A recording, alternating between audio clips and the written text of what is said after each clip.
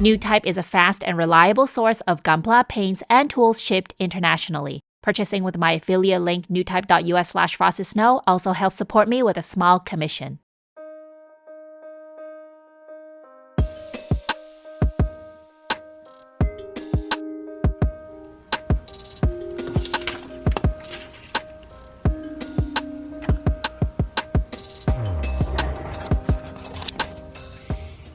Hi everyone, welcome to my first Build With Me video. What is a Build With Me video? I actually originally recorded almost my whole final assembly process. I did record less and less at the end because I felt like the video was getting really long, but I originally intended this to be like one of those 2-3 hour videos where there are videos like study with me videos and something like do something with me kind of videos where you can put the video on in the background and you can feel like you're building Gunpla with me together. A little bit like when I was in the Gunpla studio, I used to do that with Cookie a lot. We just sit across from each other and just sand or whatever out in the little cafe that we had in the Gunpla studio. So that's what this was intended to be. But as I was just playing around with the footage, I ended up editing more and more and it became a 30-minute video. So I don't know if you guys would like the full entire process without any editing, just let me know and maybe I can do that for a future build because I think I had about probably 2 or 3 hours of footage, maybe. I don't remember. Anyways, I'm already getting sidetracked.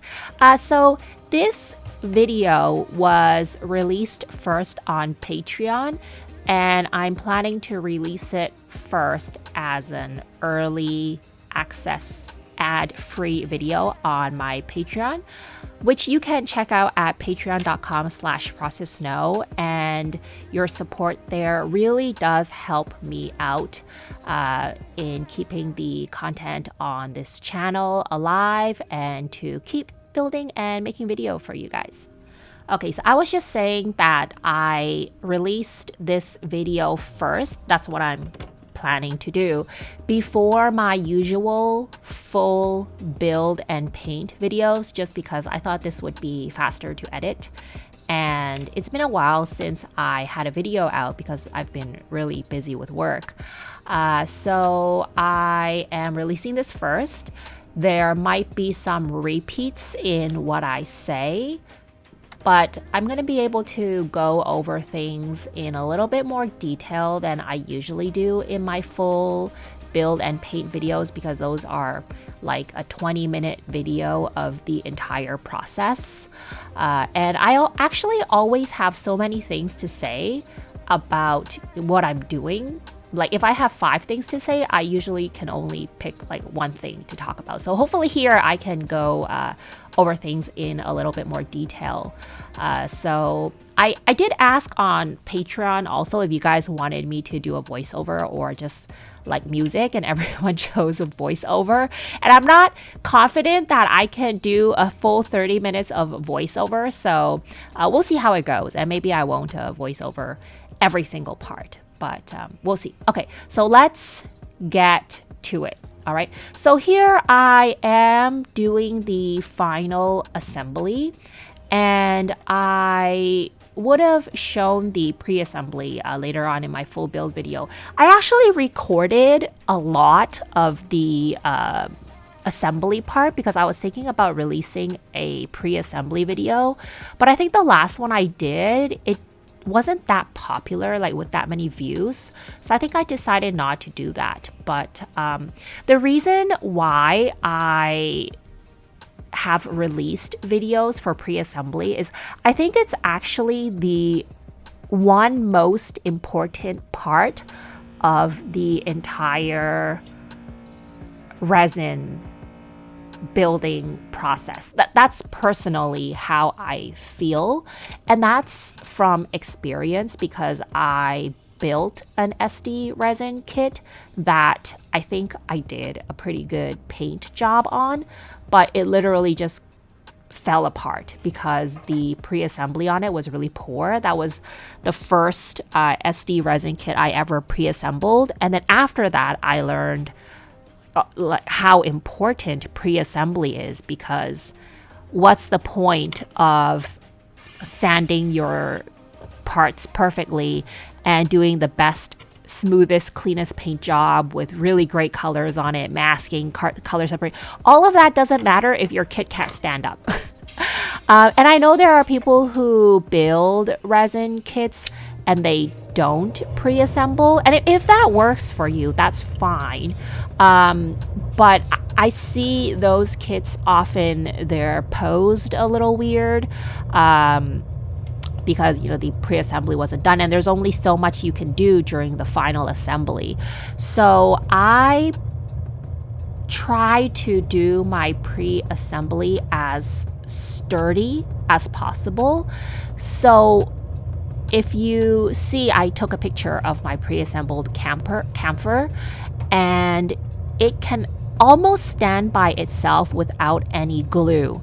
So that was my pre-assembly goal, is that the kit should be able to stand relatively well without any glue. And that means that I used a lot of wiring to hold the kit together instead of gluing. So you'll see in this final assembly that I do still use a lot of glue, but there are actually a lot of parts where I can just push it into place because the pre-assembly was done properly.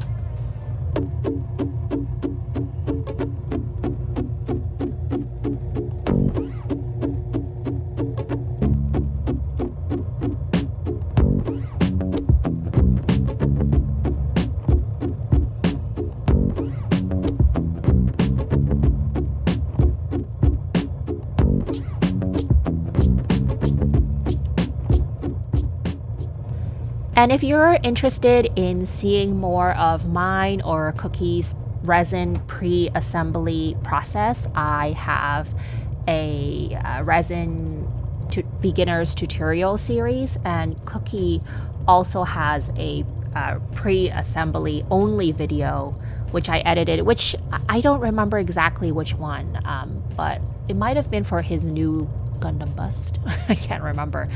But so for the final assembly, the process was actually relatively easy.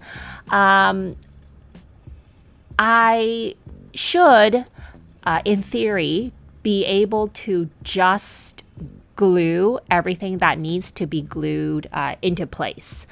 Of course, I do still have to check a lot for the stance of the legs, which you'll see me do a bit in the video, because I just want to make perfectly sure that he can stand with his feet flat on the floor and not like leaning too much to one side, which his stance is not perfect, but it was just the best I could do. You'll also see me do a lot of like fitting of the part and then taking it out and then gluing it. So if you're wondering like why does she keep, you know, putting the part together and then taking it out, it's just because before I glue anything in the entire final assembly process, even if I'm like 100% sure the part will fit in, I always fit the part and try it out once before I glue it, because especially after you've painted the kit, and especially because I used I did a candy paint, and candy paint requires a lot of layer, and I did a urethane top coat, which is pretty thick. I didn't spray it on that thick. I could have done a few more layers and gotten a really thick urethane clear gloss look, but I didn't do that for this kit. But point is the parts have gotten a lot thicker than when you were doing it in pre-assembly, so it might not fit the way that you expect it to.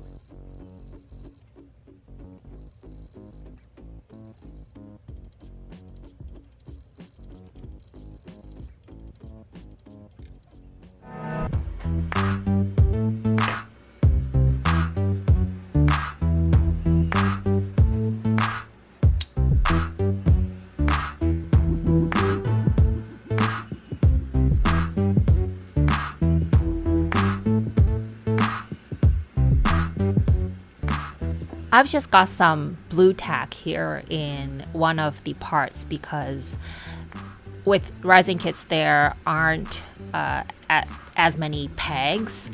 Actually, most parts don't have pegs, and you don't really have anywhere to clip your alligator clip onto because you gotta paint it.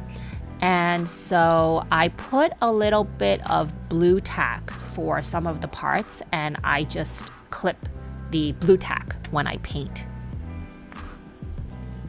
And previously I was just talking about possible fitting issues, but luckily, I can't say for all resin kits, but for this one, the parts were already kind of a little bit loose. So even though the paint made all of the part thicker, it actually fit into place most of the time almost perfectly. It actually helped it because this kit overall, the parts were all a little bit loose to begin with. Whereas it's totally opposite, say with a Bandai kit, because those are made to snap together perfectly. So after you paint it, it's usually so tight, the parts, that I usually have to do a bit of modification, which is just shaving off a bit of the paint or parts to make it fit a little better, like thinning out the part. And you'll see that how I do that is if it's a hole, I might twirl my art knife in the hole a bit and just open it up. I do that a bit in this video, but I almost didn't have to, so that was really good. You'll notice for parts like this arm joint, actually one of the arm is a little bit loose and one of the arm fits in perfectly, but no matter what, I do still use a little bit of glue just in case, you never know, maybe it might fall off with time. But I only use a very little bit of glue because especially for like the arms and legs and the head, I want the option of taking the kit apart at the main joints so that if I ever, like move or I want to sell it, I can wrap it up easily without having to deal with joints that are like really stuck in place. 이거 보이는 거구나. 보이는 건가 이거?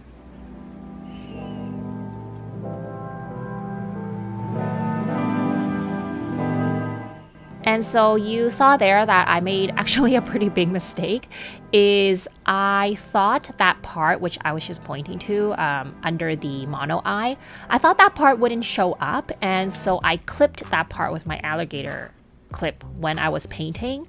So it's not fully painted. It has a little bit of the overspray, so it has a little bit of blue. And to be honest, I really did not want to repaint that part, especially because I'm assembling already and I didn't want to take everything out and paint it. And so I, tried putting it on the head, and I put the helmet, the hood part of the head. And overall, with all the parts around it, it does cover it up enough so that you can't really tell that part hasn't been fully painted. So I just decided to leave it. And that's kind of the point of these full build videos, is I wanted to show you some of the mistakes that I make, because I actually do make a lot of mistakes that you don't see. And it's not necessarily that I'm trying to like cover up my mistakes in the full build videos, but I want to keep them a decent length I try not to make my usual full build videos more than, say, 25 minutes. And, you know, a lot of people see those videos and they're like, wow, it was done so well, or like, that looks really difficult. Like, I wouldn't be able to do that, or it's done so perfectly. But honestly, I don't think I've ever made any Gunpla that was done perfectly with no mistakes. So, and a lot of you guys say you like to see when I make mistakes, and it's important actually to see how you fix them more than how to do things perfectly, because you can't. And also, I wanted to mention that I'm applying glue to the joints with a toothpick, and I know actually you can use a needle head, which we actually have a lot of them, and the glue can flow from a needle head. But I didn't use it here because after the glue dries in the needle head, you can either change it out or you can get a lighter and heat it back up and kind of melt the glue and get the glue flowing through it. But I was just too lazy to go get a lighter. And I actually don't mind using the toothpick also. I find it gives me precision for how much glue I want to apply, whereas the needle head, you can do that too. But I'm just really used to using the toothpick. But Cookie, he absolutely, he has to use the needle head. He doesn't like using the toothpick. So it's really just your choice. I would have used it, but I just didn't have a lighter.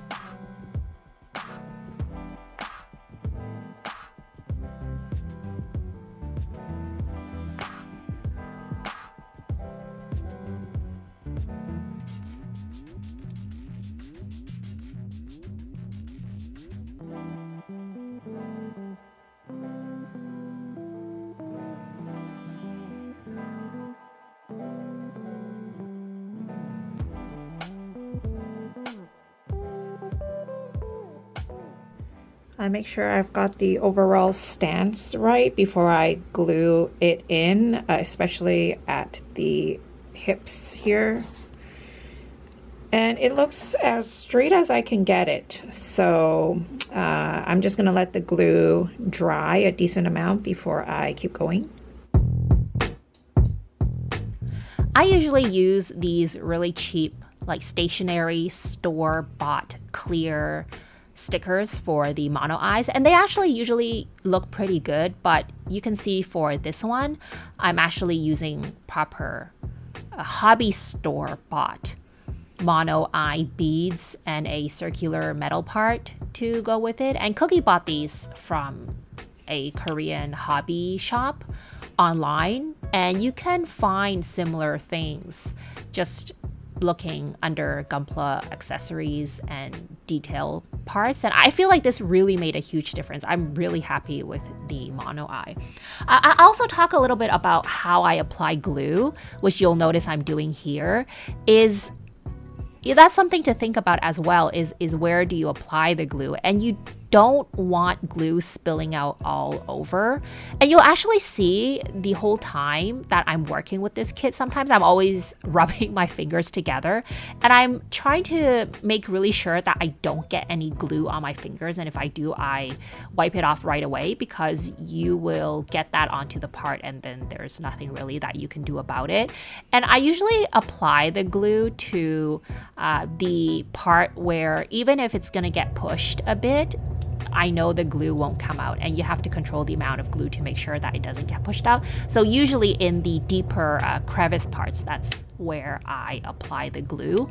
And I'm always really careful working with the glue, making sure that it's out of the way, especially if I've opened the lid completely. And if you guys are wondering why I opened the lid completely, it's because the cap has been just glued. It's stuck, like I can't get it open, so that's why I opened the full lid completely. And I always get it out of the way because I have had a lot of glue spills knocking it over. Also, I was asked about the glue drying time. Honestly, I mean, super glue pretty much dries completely in a few hours. If you leave it overnight, it's definitely dried. But to be honest, I just kept working with the kit as long as the part didn't fall off after I glued it. So what I did really was I would glue on as much as I could. And if those parts I feel like would easily fall off if I kept handling it, I would just leave the kit. And because I'm just doing this at home, I just go and do some chores or something or whatever, and then come back. I think maybe every 20 to 30 minutes, I'd glue on a bit, do some assembly, and then leave, and then come back. It doesn't always have to be like that. Some parts, it doesn't really depend that much on the glue, and then you don't have to wait that long for it.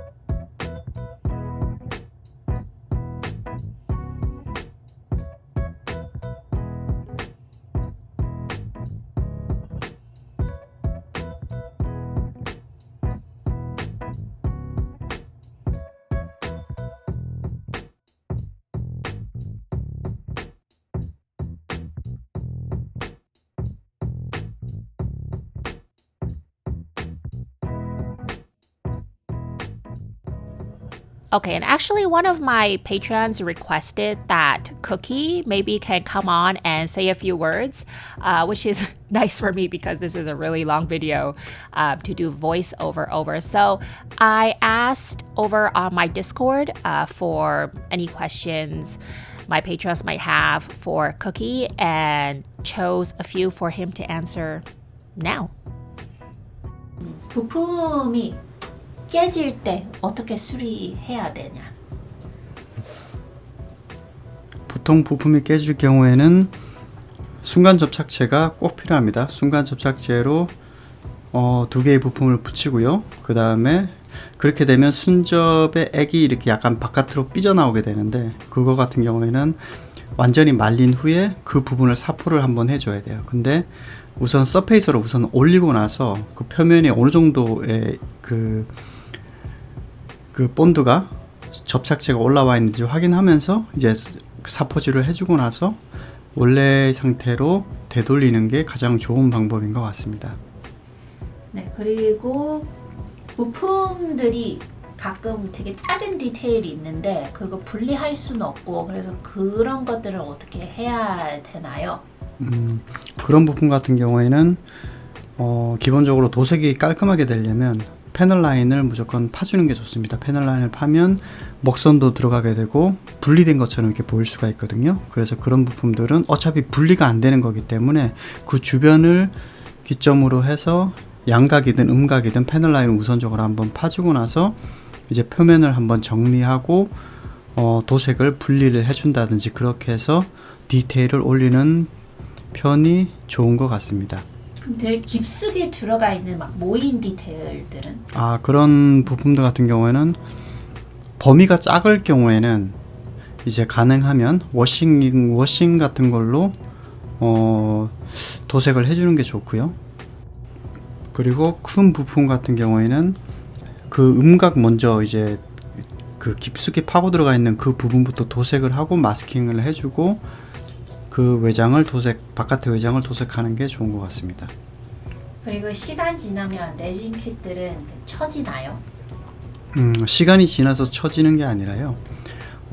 이제 따뜻하거나 뭐 뜨거운 곳에 있었을 때 열을 발생시켜 가지고 특히 여름철 이럴 때는 이제 작은 부품들이 휘어질 경우가 많습니다. 건담으로 하자면 뿔 같은 경우가 이제 그런 경우인데 그럴 경우에는 이제 휜 걸 감안해서 다시 열을 가해서 그 틀어진 레진의 그 원형을 다시 잡아주는 그 역할을 해주는 게 좋은 것 같습니다. 안 그러면 휘어 있기 때문에 이게 조립을 하고 나면 좀 이상해지거든요.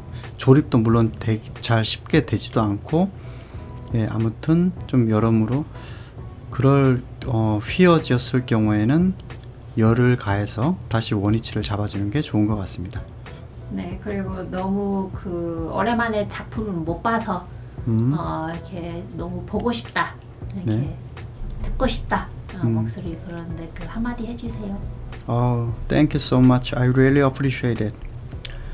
But I have to study English and study my work. Yeah, but I will come back to Maker Gundam after. Okay, thank you. Yeah, thank you so much.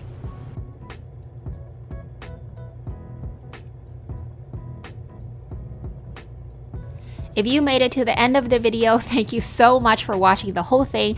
If you'd like to see more of these videos or maybe with the full footage, let me know in the comments below.